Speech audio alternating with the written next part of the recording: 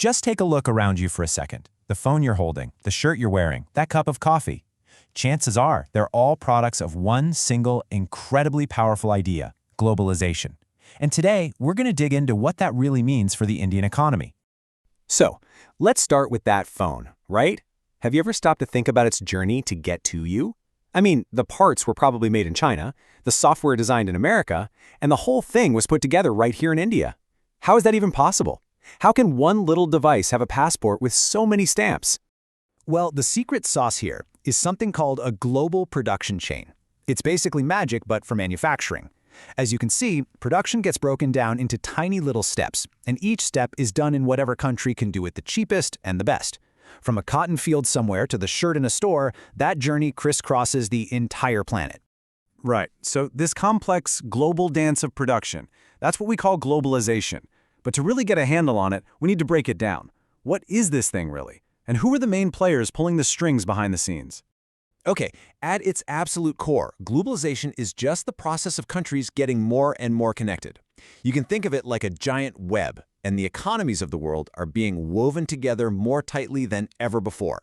Now, the two main threads making this web are foreign trade, stuff crossing borders, and foreign investment. That's money flowing from one country to another to build businesses. And who's doing all this weaving? Well, for the most part, it's these giants we call multinational corporations, or MNCs. And here's the key thing to remember. An MNC isn't just a company that sells stuff everywhere. No, to be a real MNC, it has to actually own or control the production, the factories, the offices, in more than one country. That's the big difference. So, how do these MNCs decide where to set up shop? Well, it's a very strategic game of chess. They're always on the lookout for cheap labor and resources. They want to be close to the big markets where people will buy their stuff. And, super important, they look for governments that will give them a good deal. For example, a company might use China for its super cheap manufacturing, but then set up its call centers in India to tap into our huge pool of skilled English-speaking young people. It's all about finding the perfect piece for each part of the puzzle. But this level of crazy interconnection, it really didn't just happen overnight. It's actually a pretty recent explosion. So what lit the fuse? What changed in the world to make all of this possible? Turns out, it was a 1-2 punch. On one side, you had a massive leap in technology. Think about it. Container ships, cargo planes, and of course, the internet. All of this just made it way, way cheaper and faster to move stuff and information around the world. And on the other side, you had a huge policy shift called liberalization. This is basically when governments started saying, you know what, let's take down the walls and let foreign trade and investment flow more freely. So when we talk about governments taking down the walls, what are we actually talking about? Well, we're talking about something called a trade barrier. The most classic example is an import tax. By slapping a tax on foreign goods, a government makes them more expensive, which kind of creates a protective shield for its own local businesses. Let me give you a perfect example. Before 1991, India had really high taxes on imported toys. This was to protect our local toy makers. But after our big liberalization push, those taxes were removed. And what happened? Cheaper Chinese toys flooded the market. Now, for us as consumers, that was great. More choice, lower prices. But for the Indian toy companies, man, it was a brutal, sometimes impossible new reality. And that simple act, just removing that tax barrier, that is liberalization in a nutshell. It's the government basically stepping back, opening the doors, and letting businesses trade and invest more freely across borders. For India, that big policy shift in 1991 was literally the key that opened the floodgates of globalization. All right, so we've got the what and the how down. But that brings us to the biggest question of all, doesn't it? What is all of this actually meant for the people of India? What's the real impact on the ground? And the honest answer is, it's complicated. The impact has not been the same for everyone, and this is probably the most important thing to understand today. Globalization has created some massive winners, for sure, but it has also created some very real losers. It's brought incredible opportunities for some and devastating challenges for others.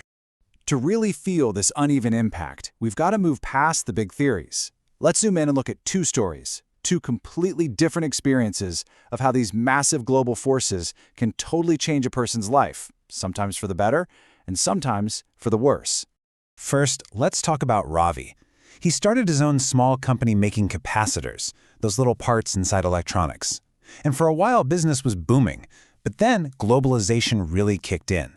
Big MNCs started importing capacitors that were way cheaper. The Indian TV companies that used to buy from Ravi, they switched to the cheaper imports. Now, Ravi's business produces less than half of what it used to, and a lot of his friends in the same business have just had to shut down their factories for good.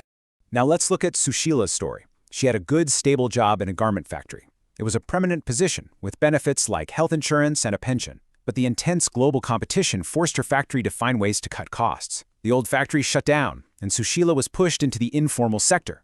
Today, she's a temporary worker, earning less than half of what she used to, with zero benefits, zero job security.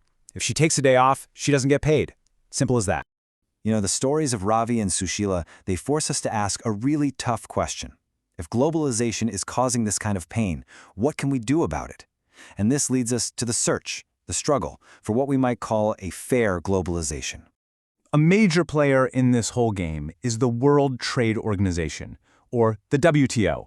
On paper, its mission is to make international trade freer. It's supposed to be the referee that sets the rules of the game and makes sure all the countries play by them. But this is where things get really controversial. In theory, the WTO is all about free and fair trade. But in reality, a lot of people argue that the rules aren't applied equally. So while developing countries like India have been pushed to lower their trade barriers, powerful developed nations have found ways to keep their own protections in place, especially for their farmers. For example, the US gives huge subsidies to its farmers, which lets them sell their crops at ridiculously low prices on the world market. That makes it impossible for farmers in developing countries to compete. So you have to ask yourself, is this really free and fair trade? Is the referee being impartial? So you see, the big challenge isn't about trying to stop globalization. That train has already left the station. The real challenge is to figure out how to make it more fair. A truly fair globalization would be one that creates opportunities for everyone, not just a lucky few, and makes sure that the benefits are shared much, much more evenly. So what can actually be done? Well, governments have a pretty big role to play. They can start by strictly enforcing labor laws to protect workers like Sushila. They can support small producers like Ravi, helping them become more competitive. They can even use trade barriers tactically if they need to protect a vulnerable industry. And on the world stage, they have to negotiate much harder at the WTO for fairer rules, and they can do that by teaming up with other developing nations to stand up to the big players. Okay, we've covered a ton of ground today. We've defined globalization, looked at what drives it, and we've seen its incredibly uneven impact. So now, I want to put you in the driver's seat. It's your turn to think like a policymaker. Let's go back to Ravi. So, should small producers like him just pack it in? Should they shut down just because they can't make things as cheaply as a giant factory overseas? What would be the long-term damage to India's economy if we lost our ability to make our own stuff in key areas? Think about jobs, self-reliance, and what happens in a crisis. And that leads us to the final and maybe the toughest puzzle. If the government decides to protect producers like Ravi with import taxes, who pays for it? We do, the consumers. We end up paying higher prices for things. So as the person in charge, how do you strike that balance? How do you protect local jobs and industries without making life more expensive for your citizens?